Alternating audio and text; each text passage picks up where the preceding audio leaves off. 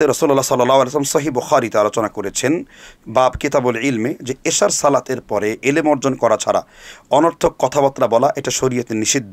কিন্তু অনেকেই এই হারানো সুন্নতটা জানে না। নবী সাল্লাল্লাহু আলাইহি ওয়াসাল্লাম যখন বিছানায় যেতেন তিনি স্ত্রীর সাথে কথা বলতেন এবং কিছুক্ষণ কথা বলার পরে তারপর নির্দয়ে যেতেন।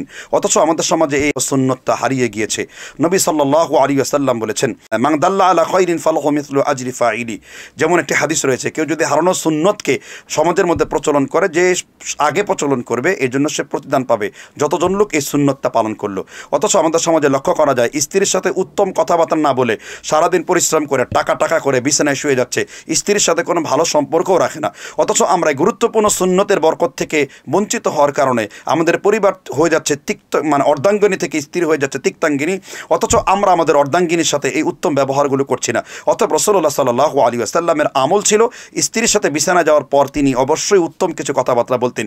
বিস্তারিত আপনি শামায়েলে তিরমিজিতে ইমাম তিরমিজি হাদিসগুলো উল্লেখ করেছেন। মা আয়েশা রাদিয়াল্লাহু আনহার জীবনী পড়লেও এই কথাগুলো পাওয়া যায়। আল্লাহ আমাদেরকে এই সুন্নাহকে পালন করার তৌফিক দান করুন।